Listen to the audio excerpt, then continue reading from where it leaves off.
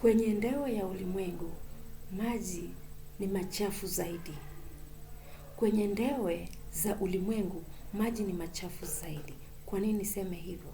Ni kwa sababu ukienda katika kwenye ndewe za bahari, utapata ya kwamba maji ni machafu kweli kweli. Maji ni machafu zaidi.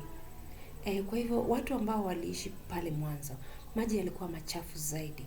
Na ndio sababu uliona Yohana alikuwa akiongea kwa sauti kubwa, akisema ya kwamba kuna giza, lakini hata giza liwe linajaribu kufunika nuru, lakini haliwezi.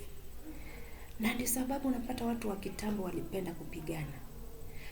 Na ndiposa ukipata mtu anapopenda kupigana hata wakati huu, anaonyeshwa kushindwa vita.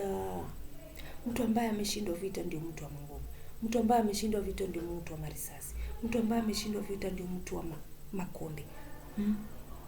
Lakini kukaja Yesu Kristo ili kutuokoa katika giza ile ya nyakati ya Old Testament. Na ndiposa tunafika katika New Testament.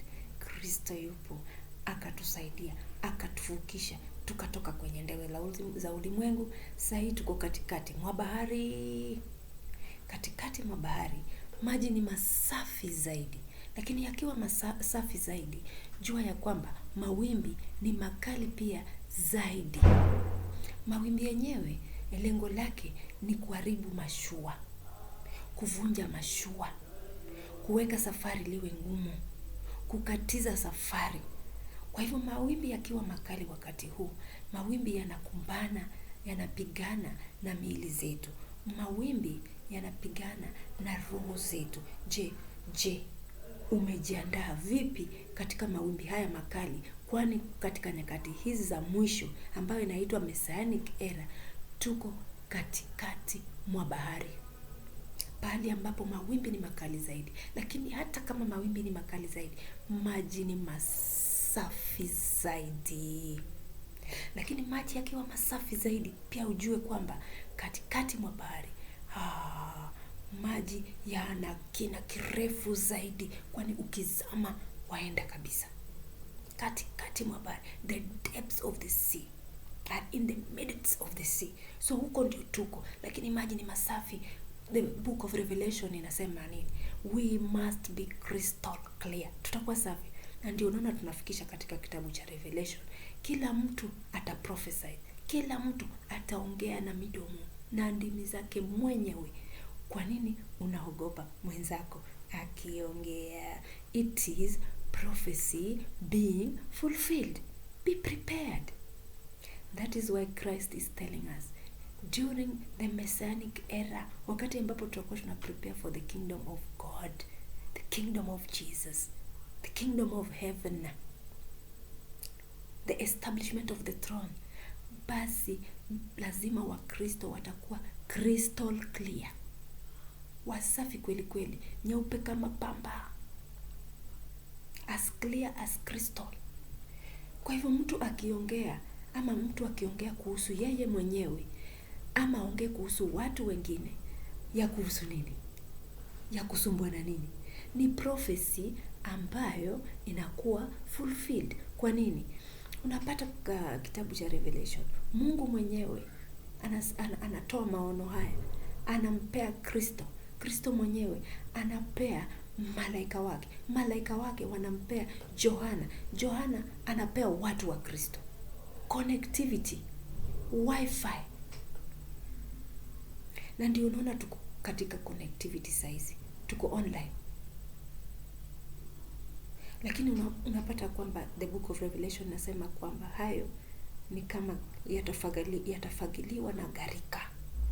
Mwenyezi Mungu atayamaliza. Kwa hivyo tuko hapo. Watu wasiwe na uoga. Mtu akiongea juu yako ama ongee juu yake na anene na aweke online, wacha kuogopa, wacha kuzima taa ya mwenzako.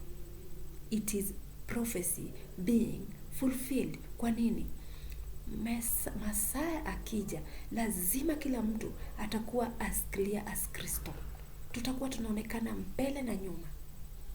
Mbele na nyuma. Tabia zetu zitakuwa zimeandikika wazi. Zingine zitakuwa online. Kila mtu atakuwa anasoma, kila mtu atakuwa ako na jambo hilo la kuhusu nini, la kusumbua nini. Kwa hivyo wenzanguni, mawimbi mjue lazima ni makali kweli kweli, yanaharibu imani yetu. Je, umejiandaa vipi? Are you ready? Jiandae, kwa sababu mawimbi haya yataharibu ndoa zetu.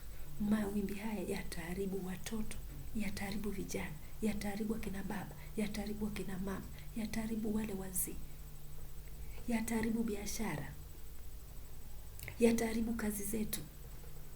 Na ndio sababu unaona watu wengi saizi wanarudi nyumbani, maana makazi zimeharibika. Ni nyakati za mwisho.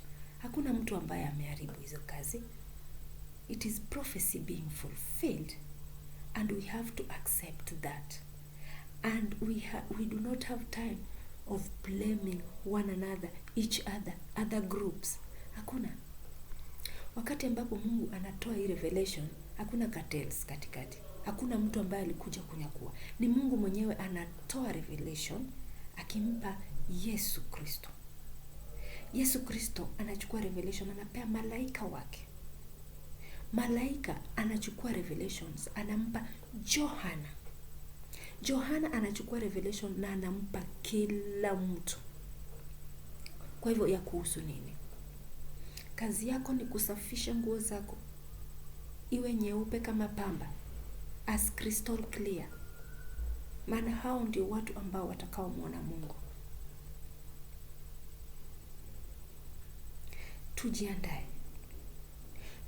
Biblia inasema ya kwamba ukienda katika epilogue, the last verses ya the book of Revelation, Mungu anasema ya kwamba wale ambao watakataa kuosha nguo zao ni umbwa, dogs, they will be outside the gates. Na akasema, who are the dogs? The liars, the sexual immoralities, the thieves, the murderers, the sorcerers. Why? Because they have refused to wash their garments. Until next time, bye bye.